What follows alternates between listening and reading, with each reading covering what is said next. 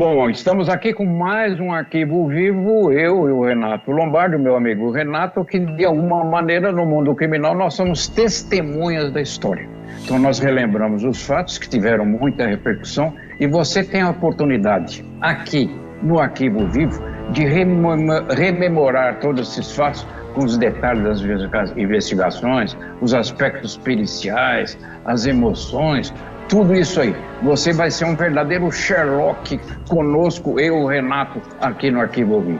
E hoje, Percy, a gente vai falar do empresário Abílio Diniz. Abílio Diniz, dono de uma rede muito grande de supermercados, um empresário conhecido em todo o país e também fora do país, Portugal e também principalmente depois do que aconteceu com ele. Ele ficou conhecido no mundo. Abílio Diniz foi sequestrado em dezembro de 1989 no Jardim Europa, na zona sul de São Paulo, quando ele fazia a caminhada matinal dele, próximo ao Clube Pinheiros. E o que aconteceu, Percy? Aconteceu que o empresário, muito bem sucedido, foi sequestrado enquanto fazia sua caminhada matinal, que era um hábito regular dele, e a vida dele foi cuidadosamente observada, ele foi acompanhado. Então sabiam desse hábito regular e o capturaram exatamente nesse momento, no momento que ele estava sozinho andando a pé.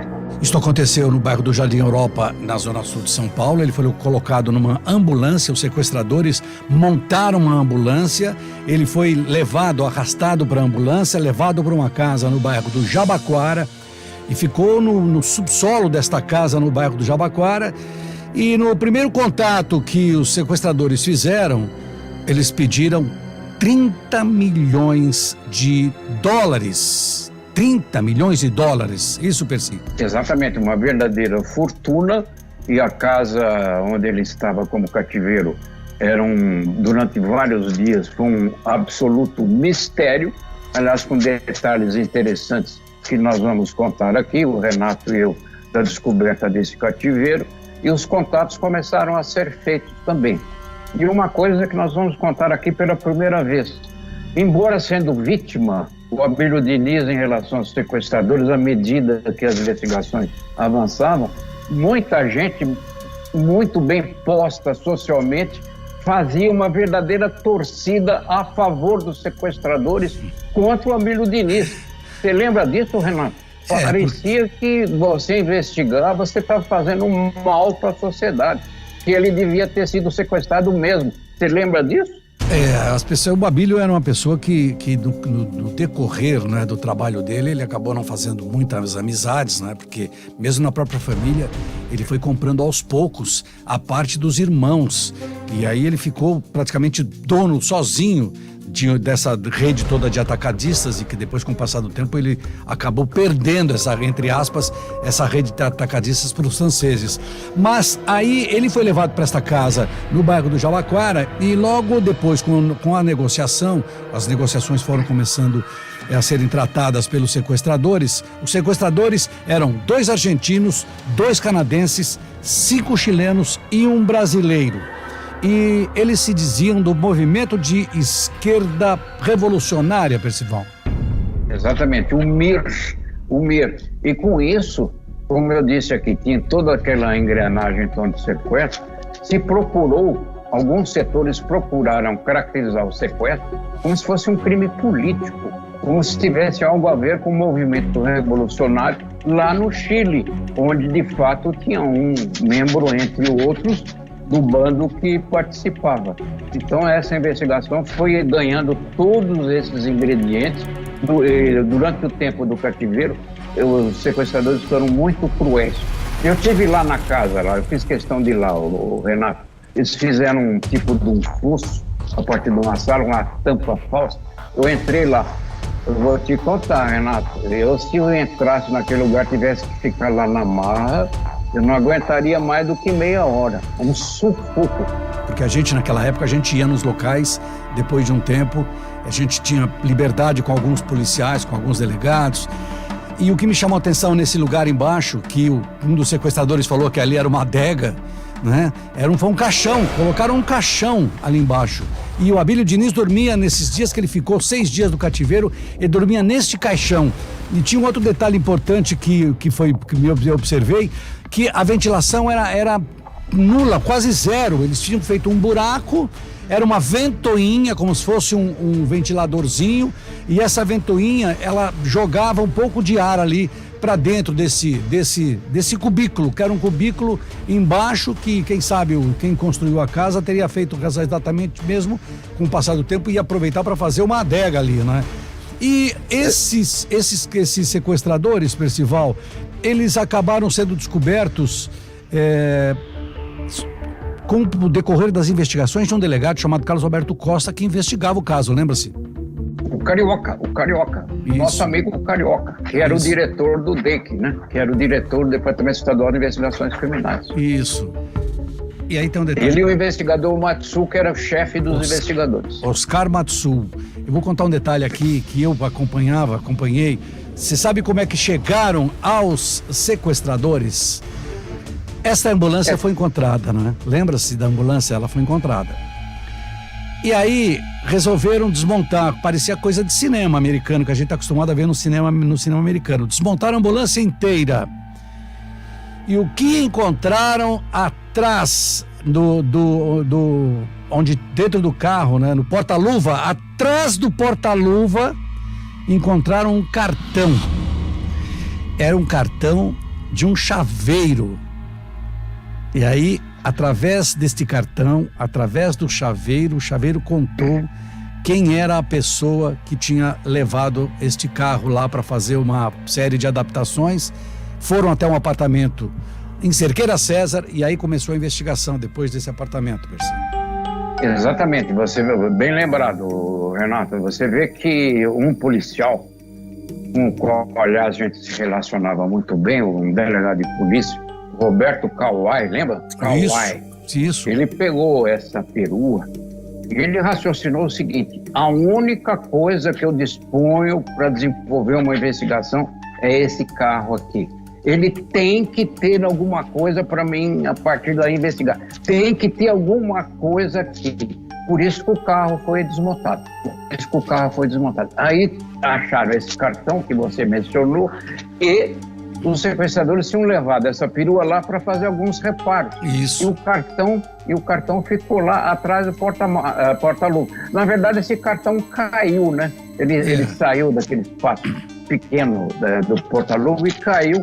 E quando o carro foi desmontado, encontraram esse cartão. A polícia então foi lá no chaveiro e soube quem tinha encomendado o serviço. Foi o marco zero das investigações. A partir daí, as coisas foram desenvolvendo até chegar no sequestrador. Gente, o interessante dessa história também foi quando a polícia descobriu o cativeiro e começaram as negociações. Foram 6 dias de negociações. Para a negociação, Percy, os policiais subiram no muro, né? O Silveira Guimarães, o Oscar Matsu. E aí o que aconteceu? Durante 6 dias eles negociaram. No 6º dia, depois que eles tinham queimado muita coisa, tinham jogado muita coisa pelo vaso sanitário, os sequestradores se renderam. Eles acabaram se rendendo, foram levados para na época era então DOPS, aqui no Lago General Osório, ali no bairro da Luz, e ali começou uma confusão, uma discussão. Eram presos comuns ou presos políticos, Percival? O que aconteceu ali depois? O que aconteceu que para a polícia não havia dúvida na concepção da polícia política, que era o DOPS, que era um crime comum. Que sequestraram o Diniz só para obter dinheiro e que não tinha nenhuma motivação política. Já os defensores do grupo procuravam argumentar exatamente o contrário. E essa discussão se arrastou durante todo o tempo, Renato, todo o tempo. É comum, não é comum, é político, não é político. E vários setores da sociedade abraçaram as duas correntes. Ficou uma contradição, ou algo difícil à época de você chegar a uma definição. Bom, os 2 argentinos, os 2 canadenses, os 5 chilenos e o brasileiro, que chama-se, né, Rosélio, Raimundo Rosélio Freire, eles foram condenados a penas que variavam de 28 a 29 anos. Ficaram 9 anos e pouco na cadeia. E aí eles resolveram que eles deveriam ser extraditados porque eles não eram ladrões comuns, eram criminosos políticos, Percival. Exatamente. Agora você vê que o conceito de político na atividade criminal nos remete à realidade dos fatos.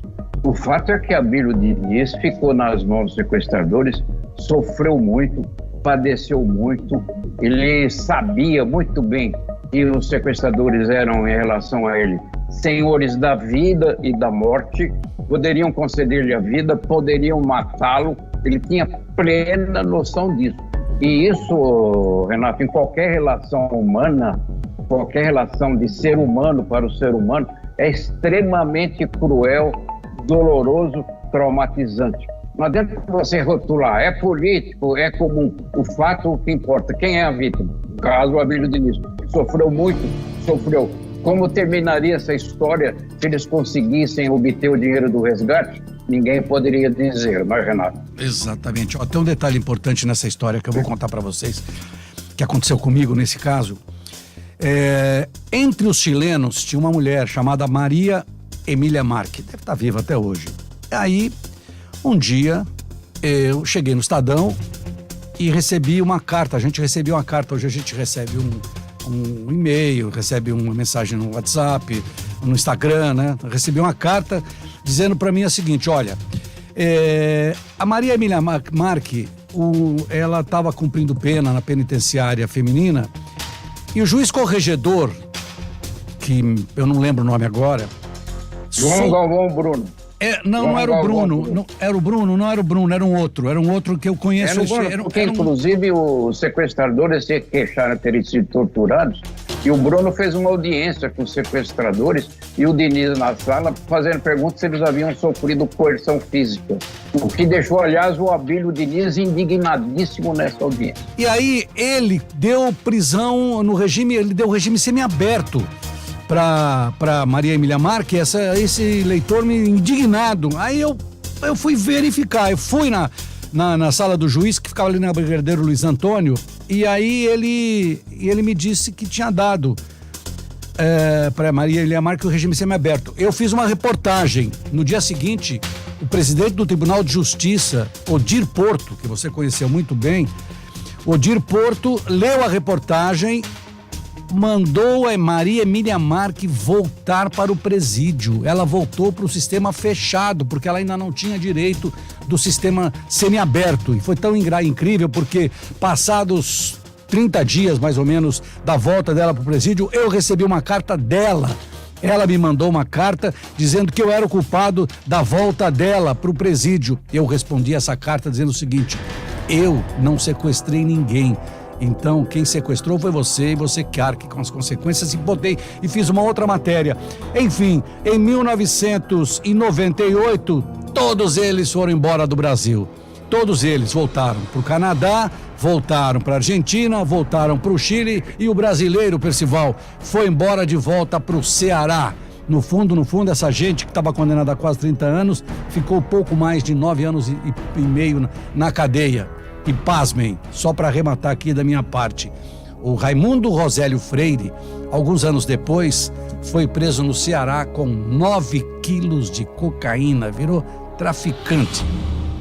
Exatamente, Renato. Você vê que no final dessa história, cheio de dramas, várias e voltas, à época, na estrutura judiciária, o juiz corregedor era o juiz da polícia, era o juiz dos presídios e era o juiz responsável pelas execuções penais. Por isso é que foi concedido o semiaberto para essa mulher aí. Mas no final da história, todos eles foram premiados. Todos eles foram premiados, receberam um prêmio, receberam um verdadeiro indulto, porque é evidente que cada qual no seu país de origem não vai estar na prisão sujeito ao mesmo sistema do que aconteceria no Brasil. Foram premiados e nunca mais se ouviu falar deles. Porque o sistema carcerário, para quem não sabe, o sistema carcerário brasileiro é um dos piores do mundo. E, infelizmente, é um dos piores do mundo. Você veja que os dois canadenses, depois eu andei vendo, pesquisando na época, eles foram para um presídio onde eles já tinham computador, ar-condicionado na cela, porque lá faz muito frio. Eles tinham uma vida e aí, 3 meses depois, eles foram colocados em liberdade. Então, para essa gente, o crime compensou. Não compensou no caso do Abílio Diniz, mas compensou em outros casos, porque eles devem ter tido praticados outros sequestros e que a gente não soube. Percival, mais um dia, mais uma história, mais um Arquivo Vivo. Mais uma história no Arquivo Vivo cheia de detalhes intrigantes, alguns curiosos, mas revelando todos os bastidores dessa história. Eu acredito, Renato, que nós revelamos agora aqui no Arquivo Vivo um grande número de detalhes ignorados até aqui. Mas você está aqui para garantir a qualidade e a legitimidade das narrativas. Arquivo Vivo vai ser sempre assim, uma história relevante, uma história cheia de novidades. Exatamente isso, é num bate-papo. Até lá, então. Até a próxima.